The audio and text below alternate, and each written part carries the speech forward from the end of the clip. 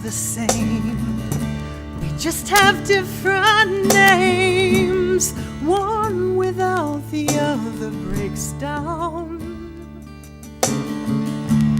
We all call this home. Together we will roam on this plane or on another. If we fall apart, could that be the start of peace on earth? The start of peace on earth. We all feel the pain. We must take the blame of hurting ourselves and each other. Only then we'll know how our love can grow. Open hearts will rediscover.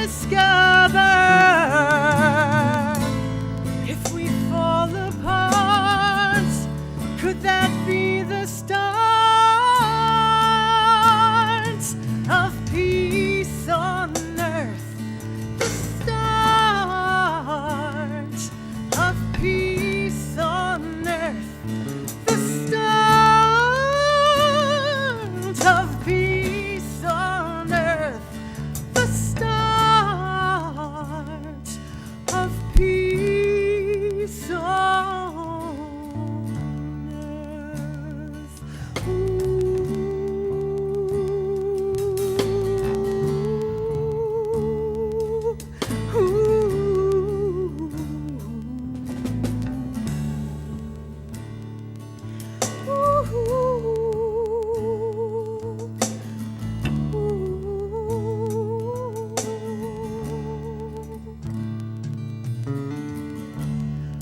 we can find a way.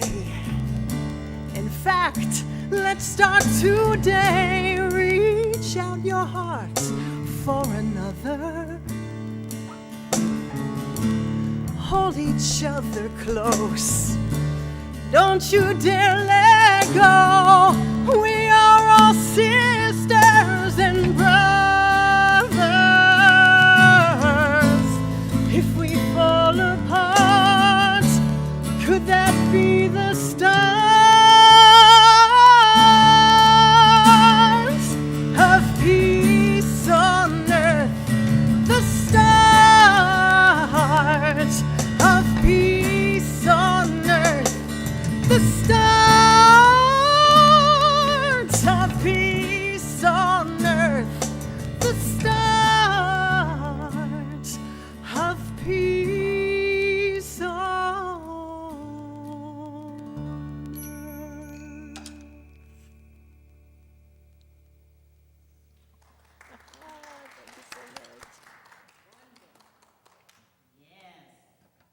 Great and glorious morning, unity.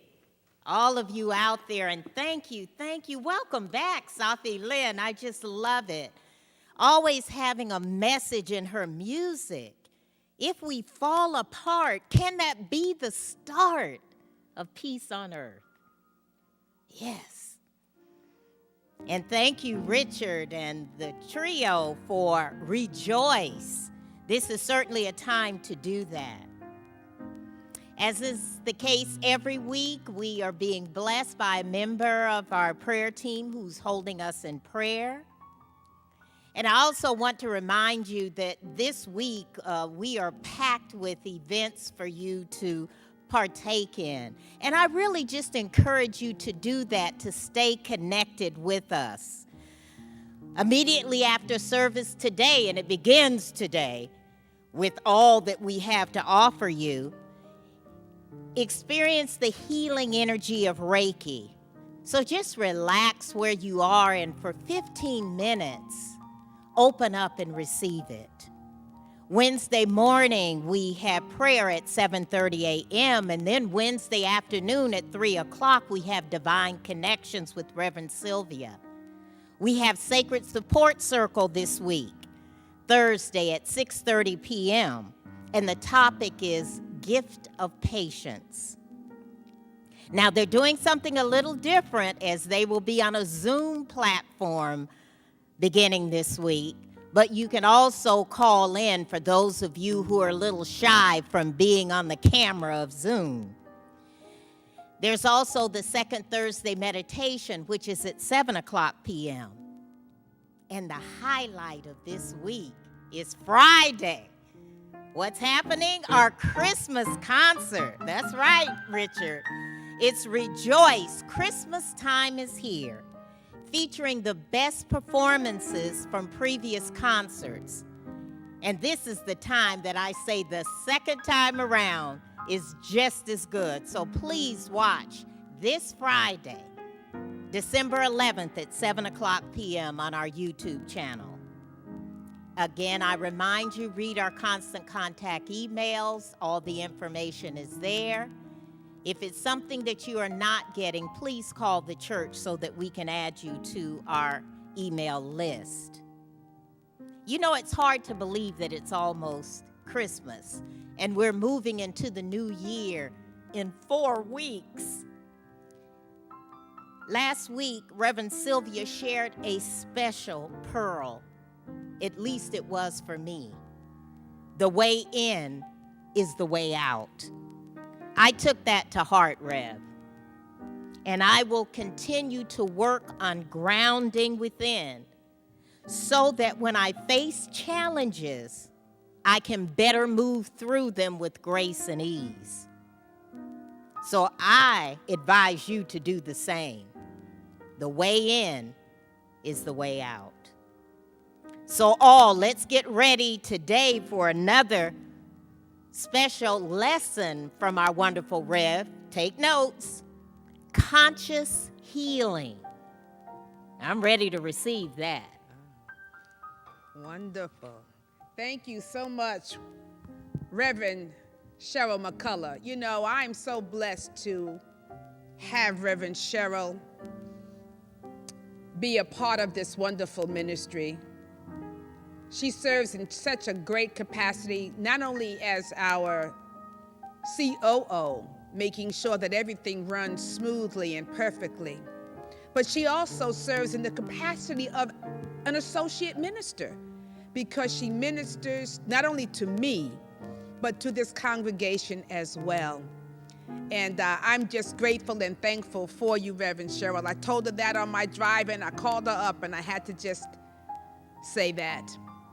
I'm also grateful, as I say every Sunday, for this beautiful staff of people, that volunteers that come in Sunday after Sunday, our AV team, who come in to work the cameras, to work the sound, to make sure that, you know, we're looking good. And I always say that I'm looking good, that we have sound, the people who are downstairs. I'm grateful for all of you. And of course, I'm always grateful for our wonderful musical entourage, the Richard Payne trio with Rudy Roderick and Richard. bringing us great music. And thank you so much, Sahffi, for your clear and pure and wonderful voice. I agree with you, Rev. She brings a message. There should always be a message in the music. So I thank you for sharing your love and your light and your energy with us and with the world.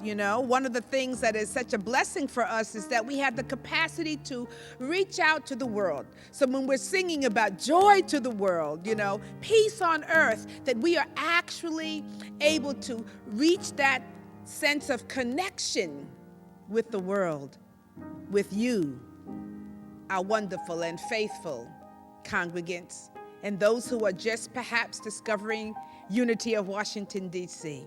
I welcome you. I welcome you. And yes, it's hard to believe that we are in the Christmas season, but I wanted to ask if our camera people could sort of maybe pan the sanctuary. Usually it's a big deal for us on Christmas, and we decorate this sanctuary where it looks so beautiful. But I want them to be able to pan and see that we are still decorating our service, our sanctuary rather.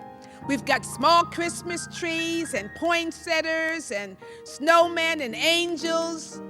Yes, this is so beautiful that we're still celebrating and acknowledging the Christmas season and decorating our sanctuary. Even though there's only 10 of us here, we also did it with you in mind, so that you could feel and move into the Christmas spirit. I want to thank those who came in to decorate. Scott Wallace, who is the lead person on our holiday decor team, who decorates the sanctuary, and it's so beautiful. And he was assisted by Michael Haley. And I was just thinking, I love this congregation because you all always step up and step into whatever the moment and the need is. So I thank you, Scott. I thank you, Michael, you did an excellent job. Yeah, look how beautiful that looks. And it says, believe. I believe. I believe. So I'm grateful and thankful, and we're going to get this holiday started. I'm with you, though, Rev. I can hardly believe that that this is actually the first Sunday of December. And it is the first Sunday in the last month of the year. And I'm wondering, where did the year go? I know we came back and we had this wonderful experience that we're calling, and I'm going to call it wonderful because it has some blessings. But we moved into the pandemic, and we're hardly able to believe that we've been in this situation for almost 8 months, going on 9 months. And so even though we're moving towards the end of the year, I know that some of you are probably thinking that the end of this year can't come soon enough. That the end of 2020 can't come soon enough. But at the end of the year, I like to see it also as a symbol. The end of the year is the countdown for me for the holy season, for the holiday season, for the Christmas season, and also for the beginning and start of a new year. So this is still a special time. It is still a very powerful time. Now, sometimes during this season, I'm guided to sort of probe into the 4 themes of Advent. And if you remember, Advent simply means the advent, the arrival of. And it's the 4 Sundays before Christmas. And these Advent Sundays have themes to them.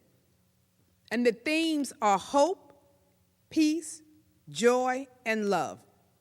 And sometimes I'll take each of those concepts and I'll speak on them. But for some reason, last week when I was in the midst of doing the service and preparing, I was guided to not do an Advent series for this month, but to do a series on conscious healing. Conscious healing. And as I was meditating, I thought, well, there's still a little connection between the idea of hope, which is the first Advent concept of hope, and the Advent theme of hope as it relates to healing. I see a connection. I can make a connection with anything. But I do see a connection because I think it's safe to say that most people are hoping that a change is going to come, right? That things will somehow change and get better. We have hope that things will get better and that they will get better soon. We may even be wondering what in the world is going on, right? What is going on in the world? We're talking about peace on earth, but somehow it seems as if the world is in a chaotic state, that things, as I mentioned last week, turned upside down and on its head. So we're hoping that things are going to get better. And we're wondering that whatever this is that is happening, that we're hoping that it won't last too much longer. I know people are saying, when is this going to be over? When will we get to the next level, we get back to our normal? And we're saying we're not going to get back to, because some things were not normal, which is why we ended up where we are right now. So we don't necessarily want to get back to normal. I've heard some people use the phrase, our next normal.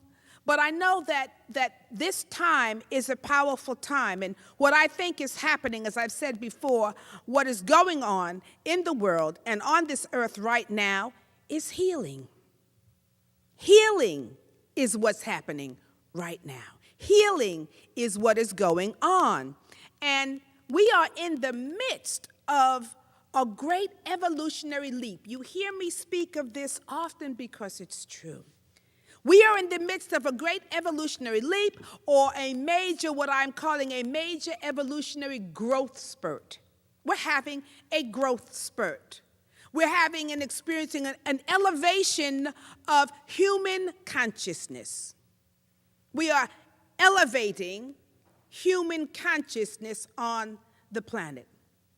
But before we can actually take this next step and move into this next step into our more spiritual-oriented view of life, our spiritual-oriented consciousness, we might have to heal the vestiges of our human condition. We've got to heal some things in human consciousness before we leap into our spiritual unfolding and power. I spoke about spiritual power last week. But before we get there, there's some healing that must take place in human consciousness. Healing about the human condition that we are all experiencing right now. You know, there's so much that goes into our sense of well-being, our sense of wholeness. We exist on so many different planes and levels of consciousness and experience, so many different levels, many of which could either add to our sense of well-being, or some of these things can detract from our level of well-being, depending upon how we are experiencing and functioning on any given level in any given time. So the question I want to ask is, what will it take for us to be healed? What will it take for us to be healed, to feel a sense of wholeness, to be whole and well, so that we can naturally move into this next evolutionary expression beyond just merely our human nature into our spiritual component and our spiritual nature? What is it going to take place for that? I was hoping that I was going to get around this wonderful light that's coming in, but I see that it is here. So I may look a little faded out. I'm going to try to move over here so that I'm not so faded out. And I'll just tilt this a little bit. Thank you. I love it that the light is just so powerful in these last few weeks. So what is it going to take for us to be healed, to move into our higher expression of life as a well-adjusted human being? We know that we are spiritual beings. I told you that last week when we talked about spiritual power. But how are we doing in our human capacity? Are we well adjusted as human beings? Because what's at fault is not our spiritual nature right now. What we're producing is not coming from our spiritual nature. It is coming from perhaps our maladjusted human consciousness. And so what is it going to take for us to sort of right the ship so that we can focus on these multiple levels that we exist on? And the levels that I wanted to work with our physical level, our mental level, our emotional level, and of course, our spiritual level. And I could throw in our social level, that there are 5 basic levels that we could look at: physical, mental, emotional, social, and spiritual level. And how we exist on any one of those can really determine how we're going to, oh, that's not good, how we're going to function in life. So I'm going to do some rearranging here because I can. So this is important. I don't want you to be distracted by not being able to see me. So I should have thought of this earlier. But you see, I'm making an adjustment. Sometimes when things are not going right, we have to make an adjustment. All right, there we go. So we're going to be looking at these areas of our lives, okay? Our physical life, our mental life, our emotional life, our social life, and our spiritual life. Somebody once said that an unexamined life is not worth living. It's very powerful. So I want us to take a moment to use this very powerful time of this pandemic, this time, to really look into and delve deeply into what's happening in our inner life and what is, of course, happening in the world. So one of the things that I think the pandemic has given us is some time. Yes, many of us are still back to work, but we still have more time because we're not going out as often. We're not shopping in the malls and going out to the movies and going out to dinner. At least we should not be doing most of those things. So we have a little time. And what are we doing with this gift of time? And I'm suggesting that we should look at the areas in our lives that may be coming up for healing, because what is happening is a lot of our stuff is coming up for healing. Have you noticed? A lot of people are talking about their stuff because we are now pretty much with ourselves, or we may be with our family members more so than we have ever been before. So we're getting to see how we bump up against each other, or we're getting to see how we're spending time, with ourselves. So this is really important for us to begin to look at, well, what is the stuff that's coming up? And it's coming up to be healed. This is the time of healing on the planet. So everything is coming up to be healed, to be looked at. It's a very powerful time. And I want us to make sure that we are going to really delve in, to make the best of this time and to look at what's happening in our own individual worlds.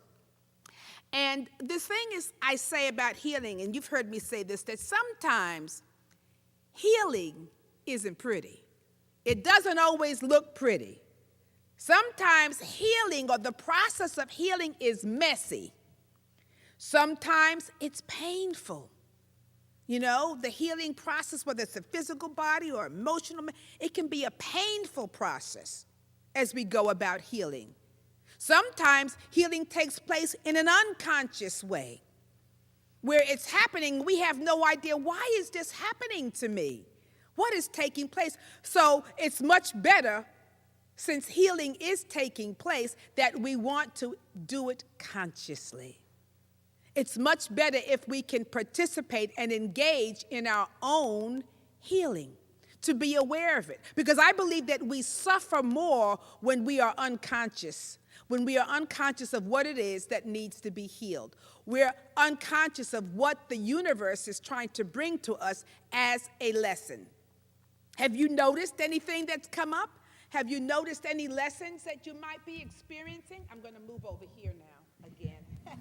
I'm trying to see how I can find a way, here we go, out of this sun. So I think if we get a head-on, let me see how that looks with the head-on shot. It's great.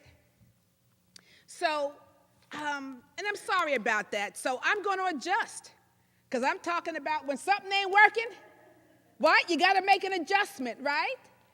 And to be fluid enough in the moment to make the adjustment that's needed. Now, normally I would say, oh, I can't move that, but I'm going to move it. I'll move it. I may have to move it back here too. I don't know. But I'm going to make the adjustment. So we're looking at how do we go about healing and to recognize that the healing process isn't always pretty. But I believe we suffer more when healing is taking place in our lives on an unconscious level. Because when we're unconscious, the healing may feel very chaotic. It may feel like upheaval is happening in our lives. It may feel like we're just a hot mess and we don't know what's going on. It's much easier when you have an awareness. When you can say, you know what, this is up for me to look at. This is up for me to heal. So let's take this time to use it wisely and not be afraid to delve deeply into our lives to see what the universe is trying to tell us about ourselves and what is trying to come up and to be healed within ourselves, all right? Because after all, if we're going to be light bearers, if we're going to bring light to the world, this is a season where we talk about bringing light to the world, joy to the world, peace on earth, and we feel we have no light within us. We feel we're not whole and well. We have no joy. We have no peace. How can you bring what you don't have? So before we try to heal the world, let's look at what's taking place. Before you try to bring peace on earth, can you bring peace to your world? Peace to your relationships. Right? So this is where we are. And as light bearers, we want to be able to be willing at least to remove or to release or to let go of and heal anything that can block our light. See, the light is so strong. You know, I'm trying to move from this outer light, but I don't want anything to block my inner light. I don't. And so I have to be willing to say, what is it that might be, as a light bearer, as someone who's come to the earth, that's all we are, we're all healers, we're all light bearers, we're bringing something. But what is it that might be blocking my light from coming through? What is it that might be blocking the full flow of God's presence moving in and through my being so that I can be blessed and be a blessing? Is there anything standing in my way? Because I want to make use of this time. This is a powerful time on the planet. It is a time of healing and transformation. This is the time to make the best and take advantage of the grace that's available as we move through this healing process. So we're going to look at these 5 levels of healing.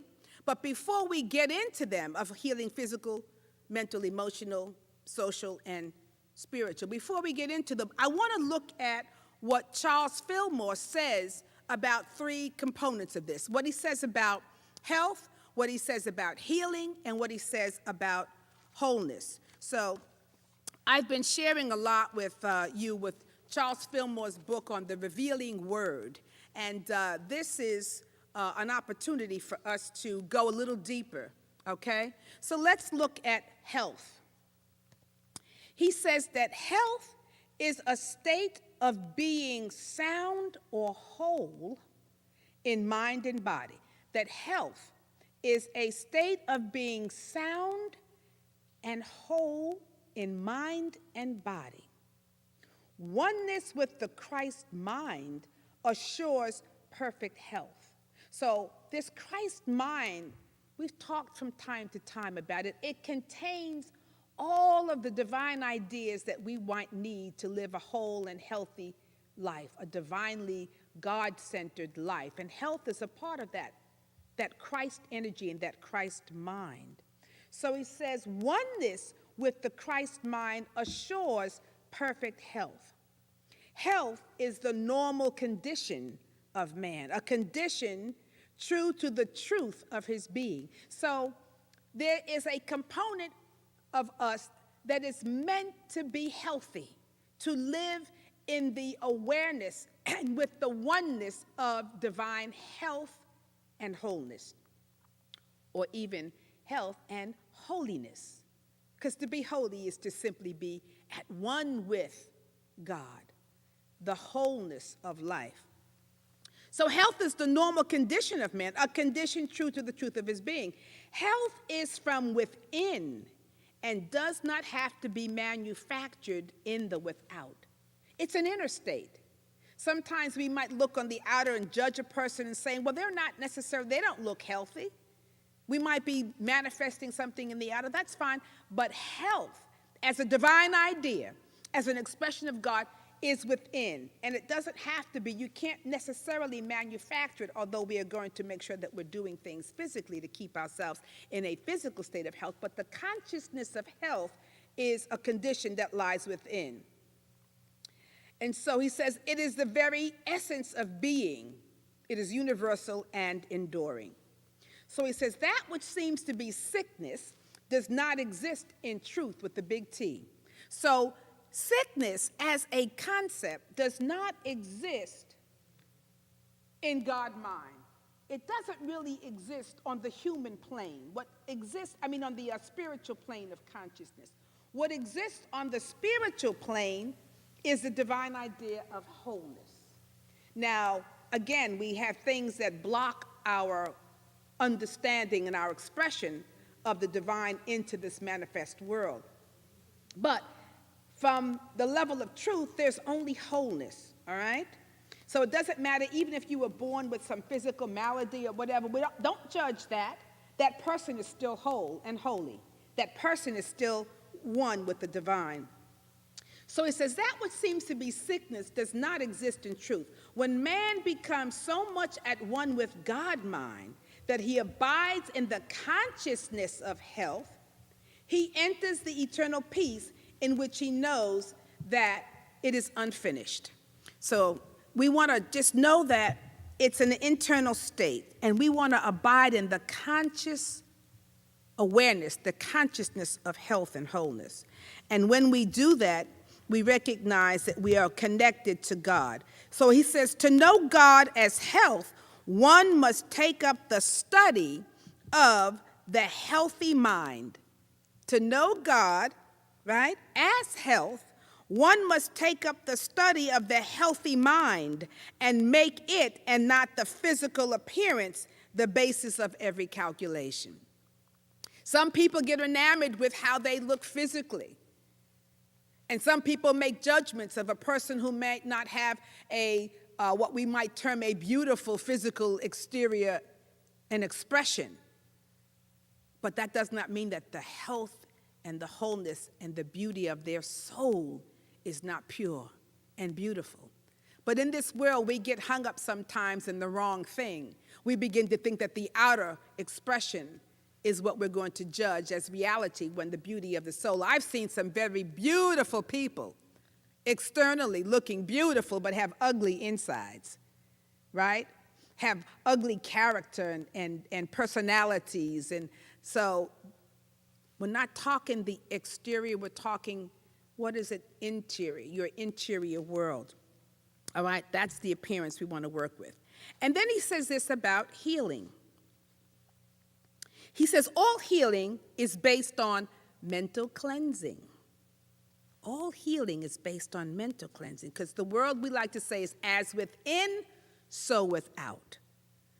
Don't start with the outer, start with the inner. So all healing is based on mental healing, cleansing. When the mind is free from error thoughts, that is, erroneous thoughts, untruths, false, the world of appearances. But when the mind is free from that, from error thoughts, harmony in the body ensues, as within, so without.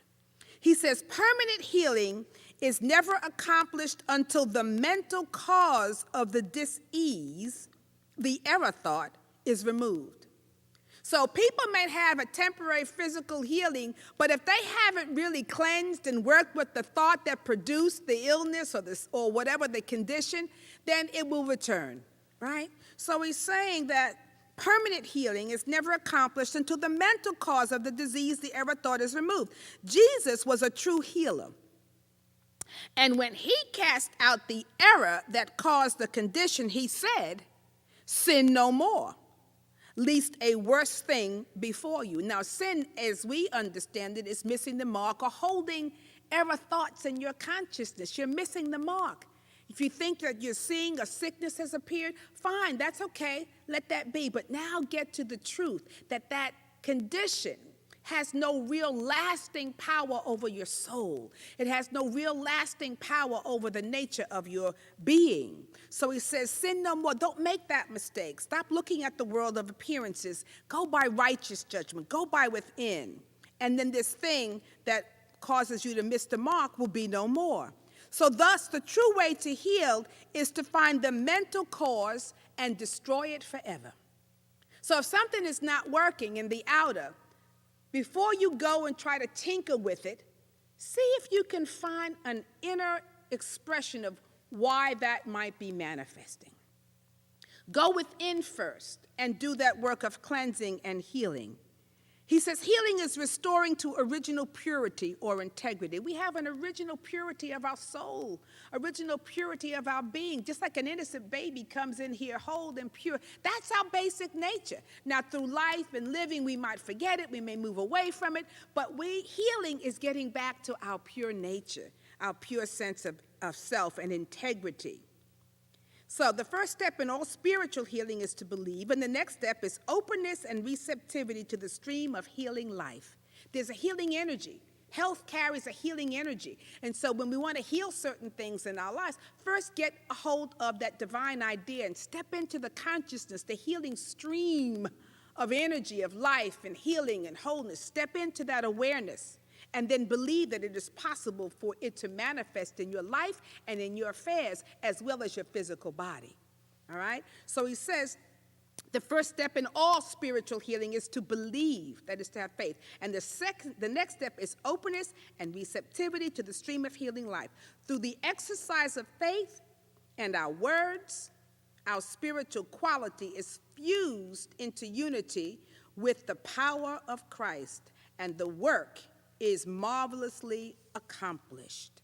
So healing is a process of going within and touching this divine concept and notion of health itself, all right?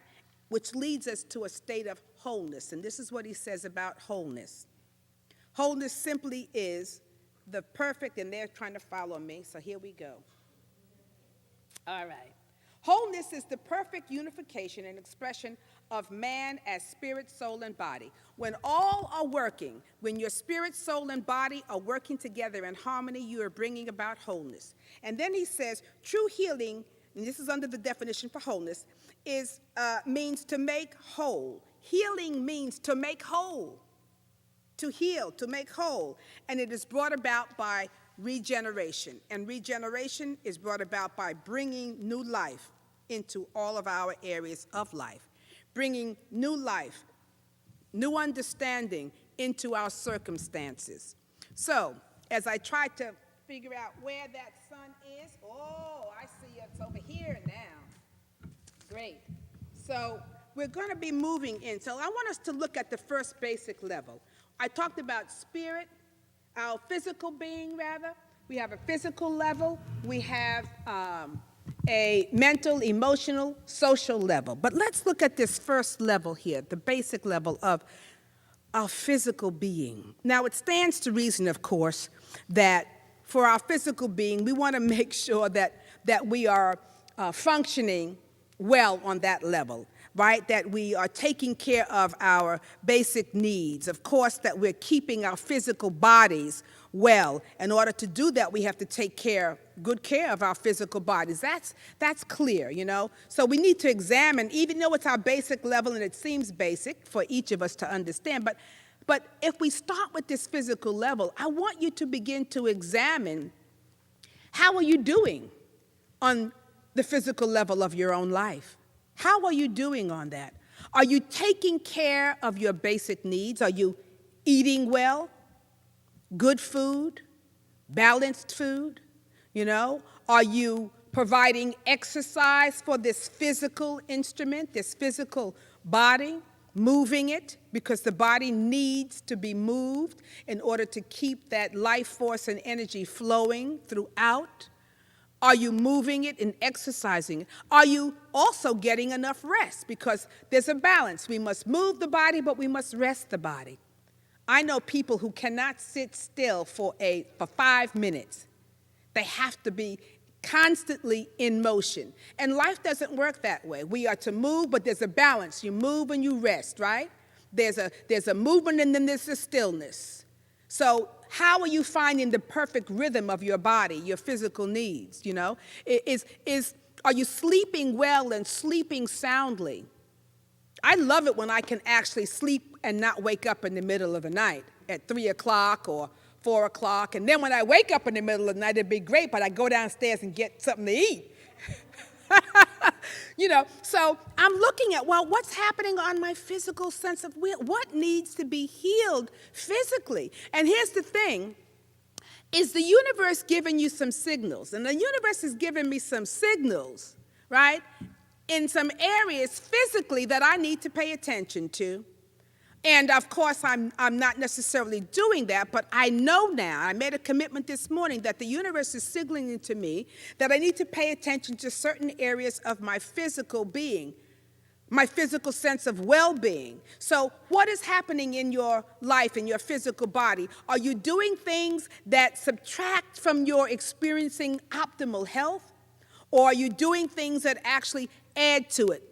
And sometimes you've got to bring, this is the thing, when I recognize that I'm working on the physical level now, but sometimes you have to bring your mental, emotional, and spiritual strength to the physical level or to any of the levels, right? So I know, for an example, if I'm working on trying to bring more healing into my physical body, I might have to use my mental capacity to do that.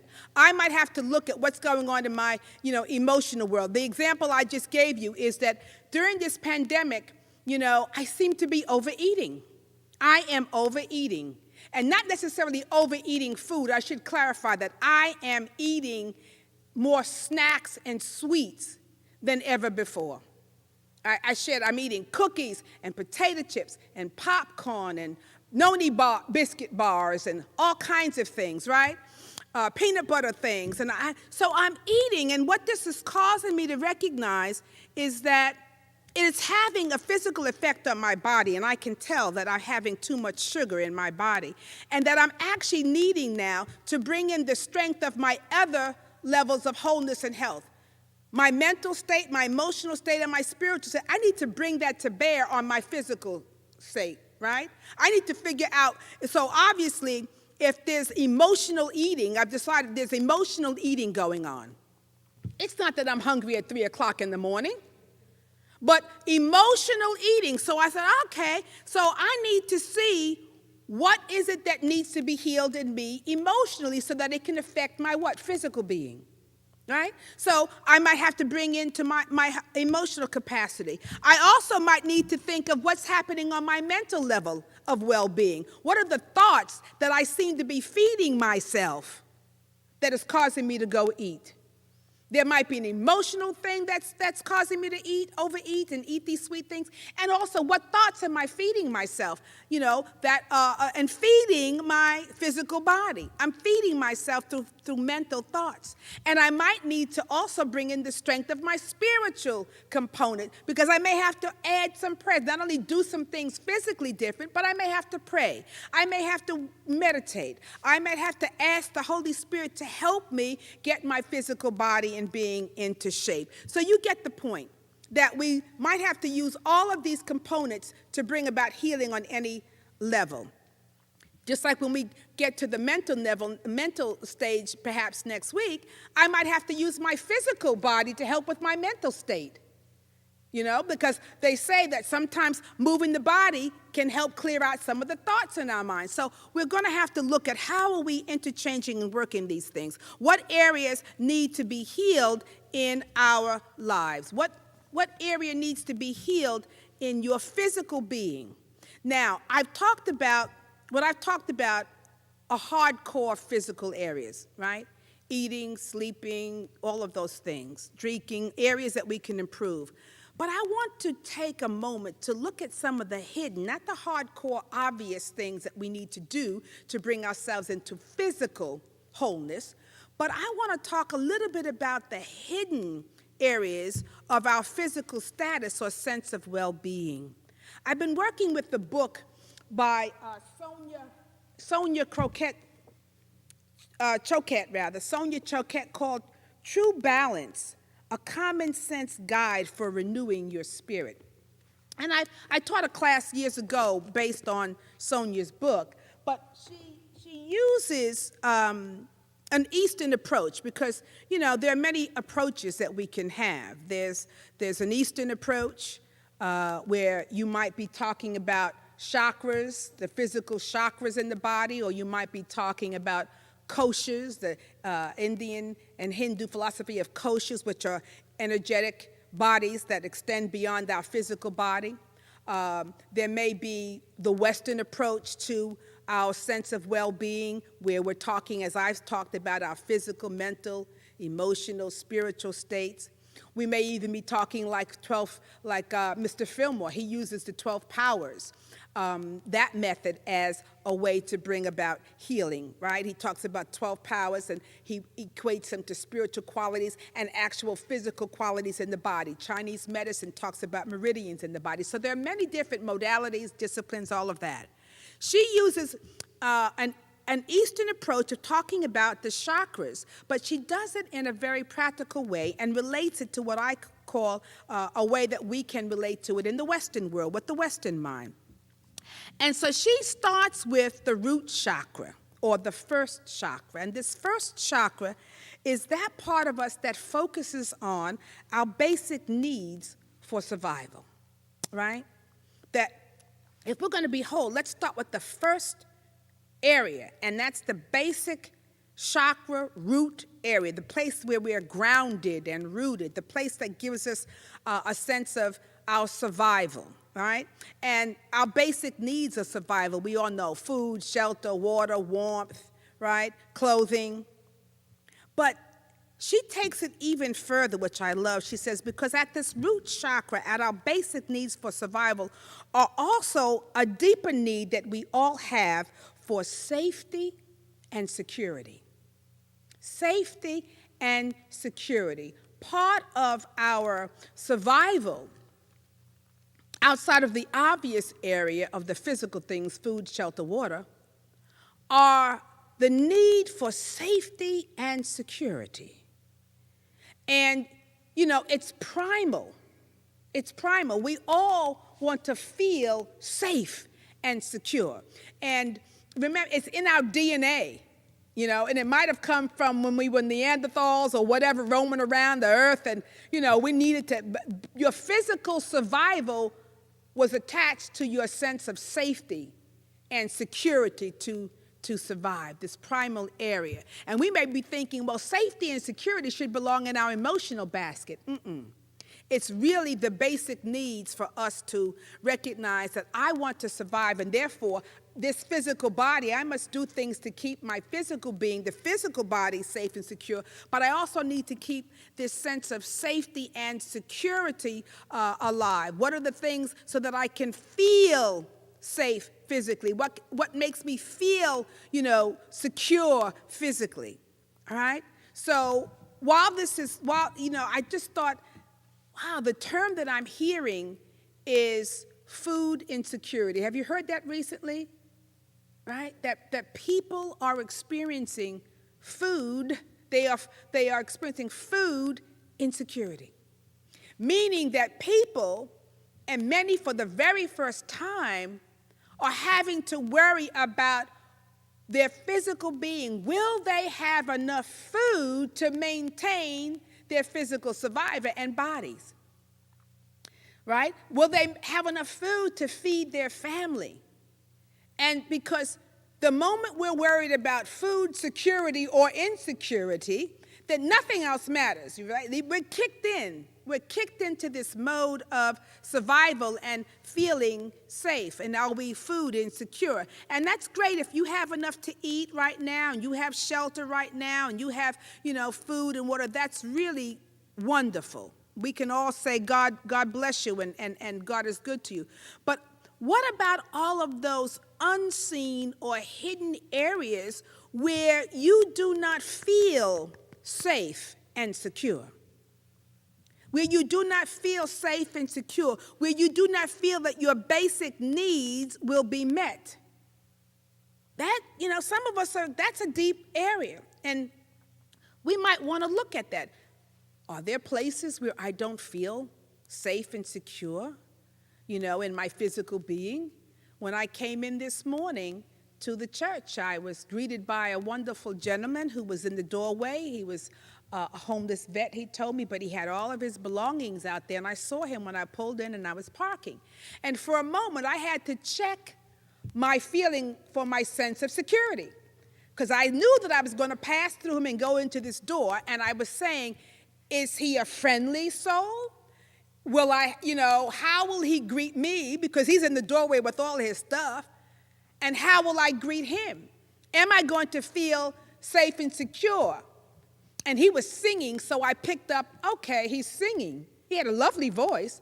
He was singing, so I felt instantly, okay, I went down a little bit and said, okay, he's pretty cool, he's safe. So then I had to say, what I want to do for my own safety, I want to greet him pleasantly. I don't want to greet him with fear. I want to greet him, so I came up and I said, hey, good morning. And he said, oh, you going in here? What you doing in here? I said, well, this is a church. We're getting ready to have, church. He said, church is open? I didn't think church was. I said, no, it's not open, but I'm going in to film some things. He said, oh, okay. Well, give me a minute. I put my key in the door, and he said, let me move my stuff. I said, well, that's great. I only ask that when you leave, could you please take, your trash or belongings with you? He said, yeah. So he opens up, he moves his belongings so I could get into the doorway. Then he says, he says, I hope that when you meet another, he said, I'm a homeless vet. And he says, I hope when you meet another homeless person that you'll treat them better than you treated me. And I said, well, sir, I thought I treated you pretty well. I just greeted you graciously. And, he said, yeah, but you didn't ask me my name and you didn't ask me about my story. And I said, well, that's because I'm going in and I'm on a time schedule. And I have to, videotape in a few minutes, and I didn't have time to ask you about your story. But if you're here when I come out, you can tell me your story. He said, I'll be gone by then. I said, okay.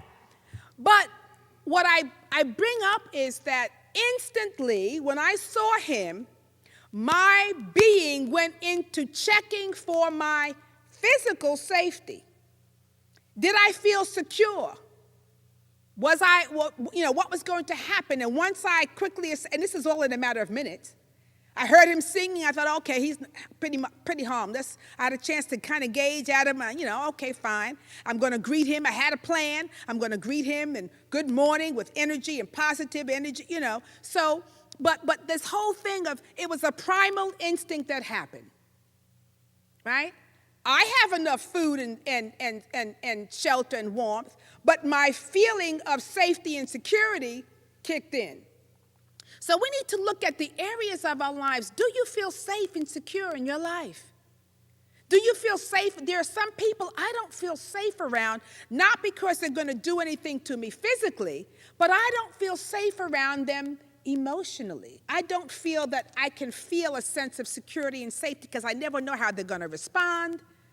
If I've been conditioned that they go off the handles, I'm like, okay. If I bring this situation up, I don't feel secure in being myself because they're going to have some kind of reaction. So all of these things have something to do with our basic first chakra, our need to feel safe. So I want you to begin to look, where are your needs? Are your needs getting met?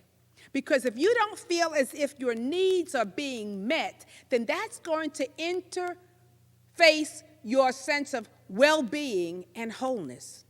So even though you have food, enough food to eat, and if you do, God bless you. And even though you have shelter and all these things, I want you to look at your sense of survival, right? So this is what you want to do. You want to think about, am I worried? Am I worried about not having enough money? You see, that belongs to that first chakra because the money is related to my physical being, right? Are you worried that you might not have enough money to take care of your physical needs, to take care of your shelter and your food? Some people are experiencing financial loss, which is kicking in, again, their basic sense of safety and security. So are you worried about money? Look at that. What is that doing, and how is that playing itself out in your life and in your affairs? Do you feel afraid and threatened that things are going to shift, or terrible things or bad things might happen any moment? Some of us, when we look at the news, we're living in a state of, we're on edge because we're not sure of how our life is going to unfold. The next moment it could be terrible. The shoe is going to drop. So look at, again, is that safety? Do you feel secure and safe with what's going on? So to address those things consciously brings about your healing. So I'm looking at, wow, when I wake up in the morning, if I have a undetected state of anxiety, okay, what's that about? What am I feeling? Am I feeling safe? Am I feeling secure in my own sense of being? And then to work on that. So this week, your homework and your assignment is to begin to examine your physical state of being. Because if you're going to be a life bearer, if you're going to be, like Rev said at the beginning, if you're going to move through this experience that we're having, this transformation, we need all of our resources. We need to be on point. And we don't need anything blocking the flow of energy and spiritual energy and God and light and love, all these things that are coming to us. And so when we meet these situations, they're not taking us unconsciously or by surprise. Or when we're we're feeling uprooted in our sense of being. So this week, I want you to begin to examine your physical state of being. That is your outer physical state of being, which means are you eating, sleeping, all of that. And what's your plan for addressing that? What's your plan for bringing optimal health, spiritual health to your physical body? Okay? What changes are you going to make? And then I want you to look at your inner physical sense of safety and security for your survival, for your physical well-being on the planet. Do you feel physically safe and secure? So you can bring healing and balance and improvement to your life and affairs, okay? So that's your assignment, because this is a time now, powerful time on the planet, but we're going to consciously work on healing some things. That's what's being asked of us. All of humanity is now having an opportunity to heal itself. How do we treat one another? How are we existing on the planet? Are we bringing peace on earth? So we're going to start with looking at the physical, the mental, emotional, and social and spiritual aspects of life. So for this week, you're focusing on your spiritual sense of well-being to see what can you clear out so that nothing blocks the divine energy and spirit of God moving to you and through you, blessing your life, blessing your affairs, what needs to be healed. I got some things that I know that I made a commitment to work on, and my physical being. I need to work on that, and I will. I have a plan for my inner and my outer. I'm going to heal some outer things, but I also got some things in the inner that I want to look at, my sense of safety and security. I want to look at where I'm feeling insecure and how that's affecting my life. So I'm going to invite you to join us next week as we continue with this conscious healing. And in the meantime, I want you to get grounded. Get grounded so that you can soar with spirit. Rooted and grounded so that you can fly with the spirit. Rooted and grounded and adjusted, in our human condition and consciousness so that we can really step into our spiritual power and presence. There's a balance, and we're here to do both of that. So in the meantime, I want you to know this. This is a phrase that I love that was told to us in ministerial school. I don't want you to be so heavenly minded that you're no earthly good. Don't be so heavenly minded that you're no earthly good. Get grounded. Do the things to maintain your physical world, your home, your body, the things that you see, put them in order. Bring order to your life so that we can move on and know that you are safe and secure in God. That's I am safe and secure in God. Blessings and namaste, and I'll see you next week. Blessings.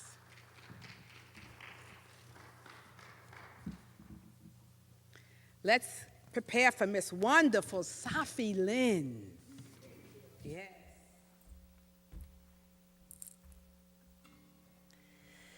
Thank you for that. One of my favorite ways of getting all my koshas aligned is to sing.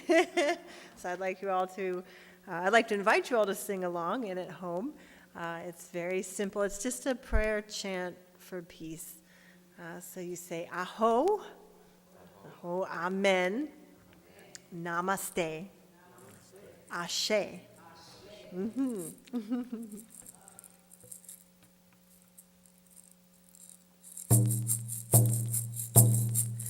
Aho, amen, namaste, ashe, aho, amen, namaste, ashe, aho, amen, namaste, ashe, aho, amen, namaste, ashe, aho, amen, namaste, ashe, aho, amen, namaste, ashe, aho, amen, namaste, ashe, aho, amen, namaste, ashe.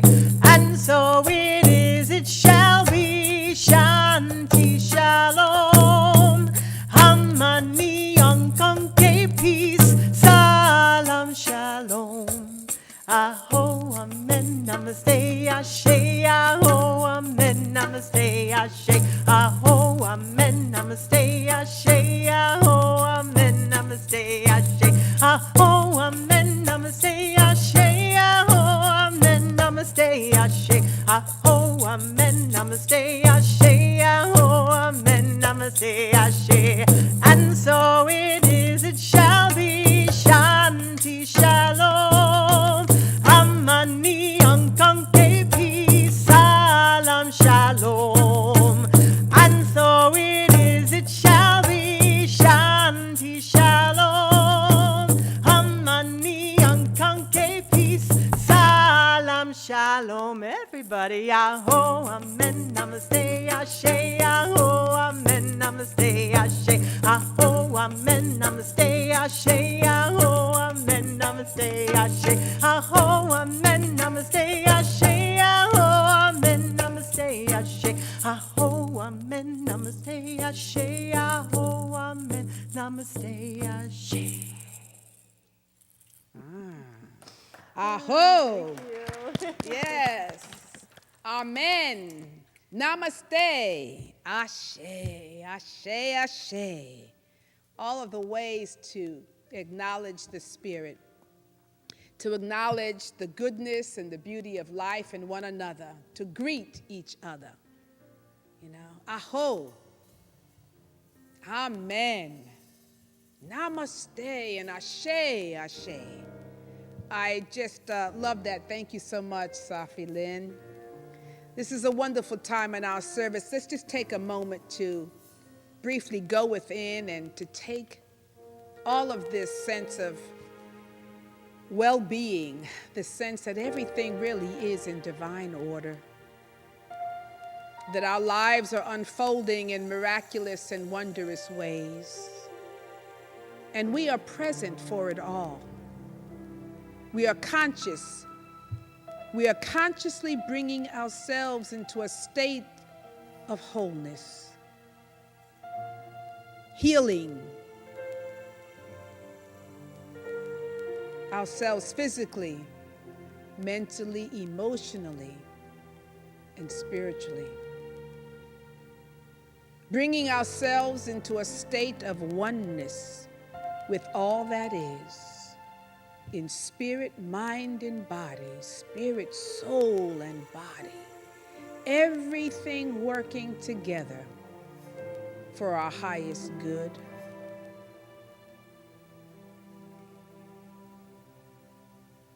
I am whole and well. It is well with my soul, with my consciousness. I am whole and well. Everything that is not serving my highest good now falls away and fades away. For I am safe and secure in God. I am whole and well.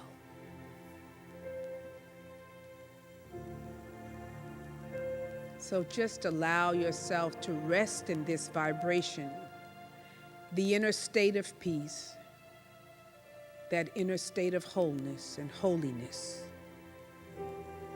where the very presence of God is and enters into our awareness.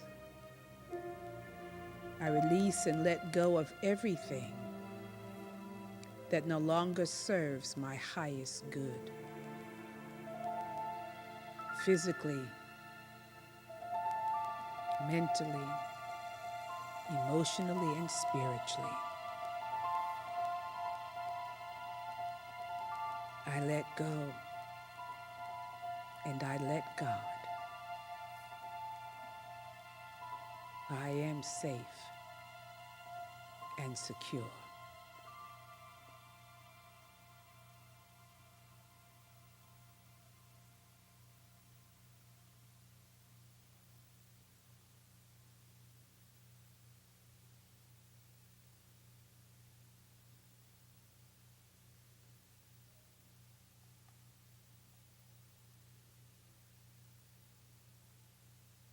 And so we give thanks that wherever we are, God is, good is. We give thanks for the beauty of our lives.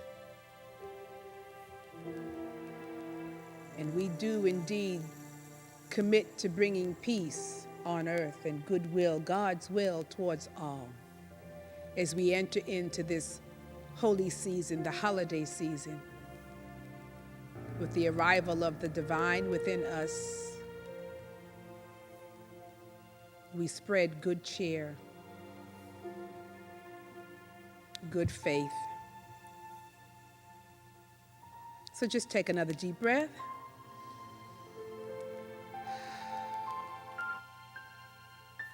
And so it is.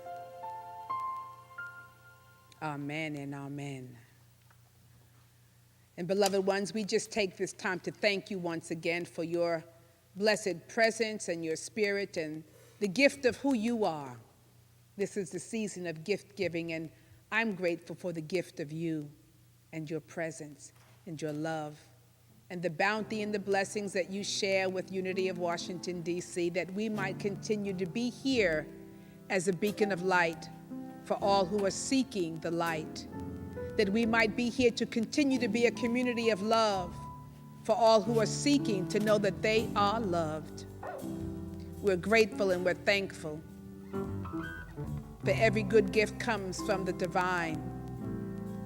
And we are here to love one another, to bless one another, to bring healing and wholeness into our lives and into our world. So we thank you for your blessings and your gifts. The affirmation that I affirm, that we affirm for our blessings and our offering is this: it is divine love through me that blesses and multiplies all that I am, all that I have, all that I give, and all that I receive. And for this, we are so grateful and thankful, beloved ones. And so I leave you with our closing song, that we might gather again next week. But in the meantime, let us do our closing song. And we'll start with the prayer for protection.